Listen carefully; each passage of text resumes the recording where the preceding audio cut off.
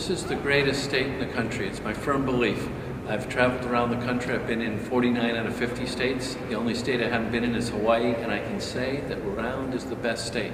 And here we are standing in our state capital, and what a gorgeous, gorgeous building this is. And it's a symbol of an era of great prosperity in Rhode Island, and we want to get that back. And one of my firm views is how we're going to get that prosperity back. The prosperity that allowed us to build such a gorgeous building as this, the economy booming, is by having a good budget. That's an important part of bringing back our prosperity. And a good budget to me is one that invests in education, it invests in infrastructure, and it looks to the future. And that's what my budget does.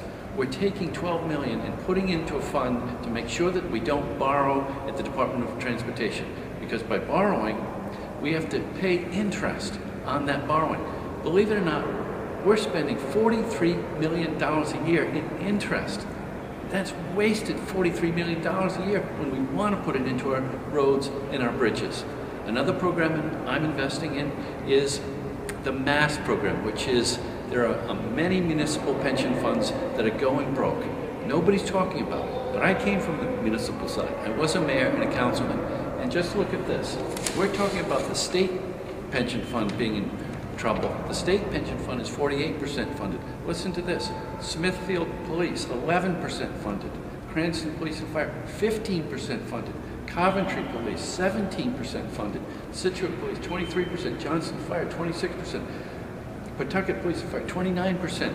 So my program, which takes $19 million, invests in making sure those pension funds don't end up on the state doorstep.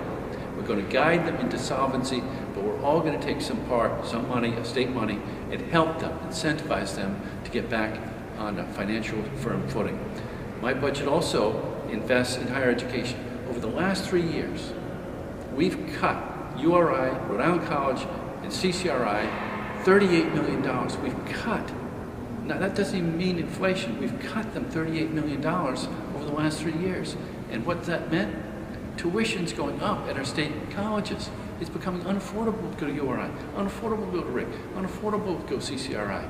That's not in our long-term best interest. So my budget reverses that trend, not cutting to higher education, instead putting $10 million in with the goal of no tuition increase at CCRI. That's the first step to growing our economy. Then we want to have no tuition increase at Rhode Island College down the road and URI. Right now, this year, I think the $10 million can only result in no tuition increase at CCRI. So these are investments in the future, investments in education, investments in infrastructure, roads and bridges. And that's a forward-looking budget, and I want to be governor of a state in which we're making those wise investments. These are tough times.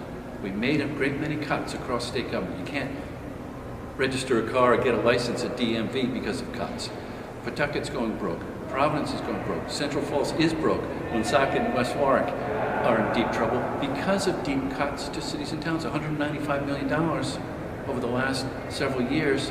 $195 million in cuts to state aid to cities and towns, resulting in all these difficulties for distressed communities. So I'm reversing that trend with no more cuts in state aid to cities and towns. I want them solid on financial footing.